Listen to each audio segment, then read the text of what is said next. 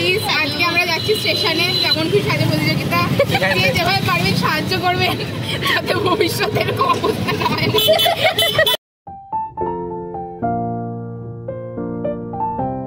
Hello guys, welcome to Shantika's blog. কেমন আছে তোমরা সবাই? আশা করছি তোমরা সবাই ভীষণ ভালো আর সুস্থ রয়েছো। অনেকদিন বাদে চলে এসেছি তোমাদের সামনে নতুন একটা বড় ভিডিও দিয়ে। আর এই ভিডিওটা ছিল ফেব্রুয়ারি মাসের শেষের দিকের ভিডিও। আসলে এই দিন আমরা সব ভাই বোনেরা মিলে যাচ্ছিলাম আমার বড় বোনের নাচের ফাংশনে। তো প্রথমে আমরা যাচ্ছি স্টেশনে। তো চলো এবার আস্তে আস্তে ভিডিওটা দেখতে থাকো।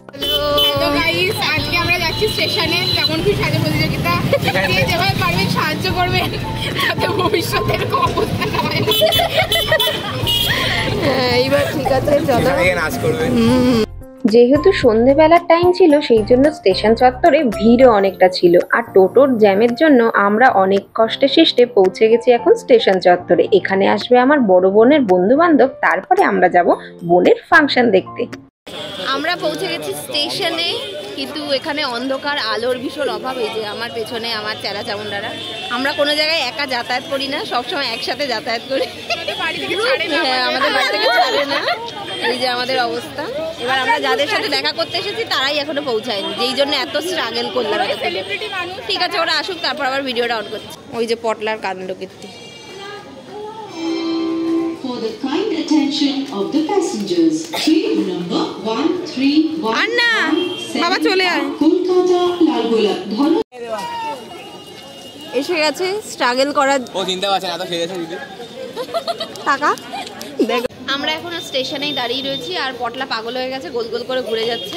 সেটা আমি দেখাচ্ছি। কোথায় পটলা? এই যে জাস্ট ঘুরে বেড়াচ্ছে পাগলের মতো। আর আমাদের সাথে যারা মানে যাদের জন্য এত স্ট্রাগল করতে এসেছিলাম, মানে আমার বোন, সে এখন ওইখানে ছবি তুলছে, ওই দিকে দেখা যাচ্ছে, ওইখানে ছবি তুলছে। আর আমরা এখন ওয়েট করছি কখনো আসবে আর কখন আমরা এসে ওদের মানে ওর নাচের ফাংশনে যাব। তো চলো পরে আবার মানে ব্লগটাকে কন্টিনিউ করছি। তো ফাইনালি দেখো আমরা কিন্তু চলে এসেছি সাংস্কৃতিক মেলাতে। আর এই মেলাটা অনুষ্ঠিত হচ্ছিল আমাদের এখানকার পাবলিক লাইব্রেরির মাঠে। তো এই প্রথম আমি কিন্তু এলাম সাংস্কৃতিক মেলাতে, এর আগে আমি কখনোই আসিনি। তো বোনের ফাংশনের জন্যই আজকে কিন্তু আসা হলো আমাদের সবাই।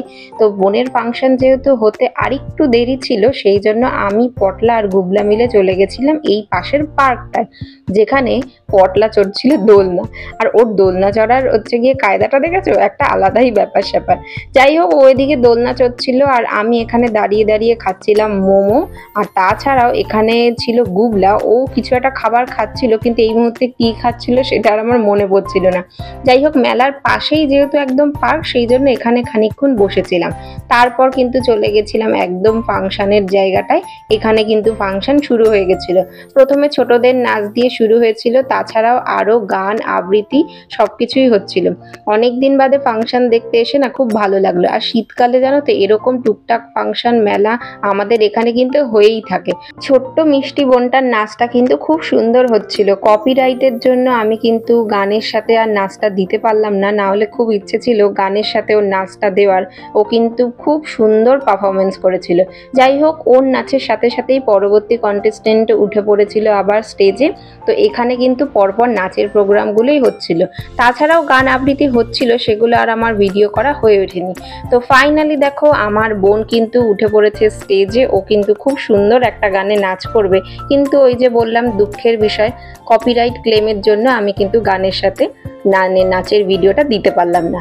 তো এখানে ও কিন্তু মোহে রং দো লাল এই গানটায় নাচ পরিবেশন করে সবাইকে দেখাবে। তো যাই হোক, তোমরা একটু ওর নাচটা দেখে নাও, আর ওর নাচ কেমন লাগলো অবশ্যই সেটা কমেন্ট করে জানিও।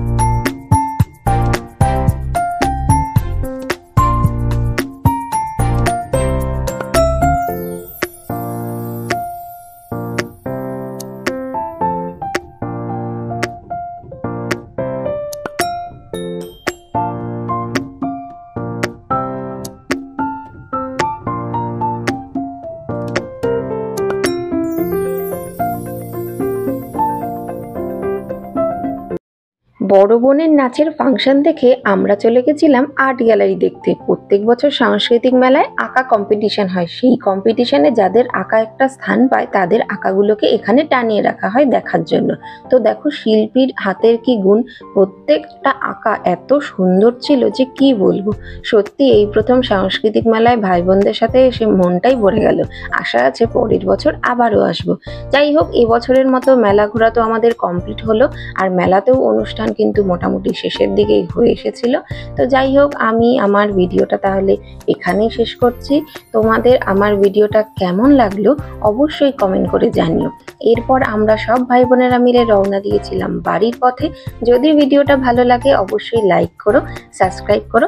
দেখা হবে পরবর্তী ভিডিওতে। আজকের মতো তাহলে টাটা।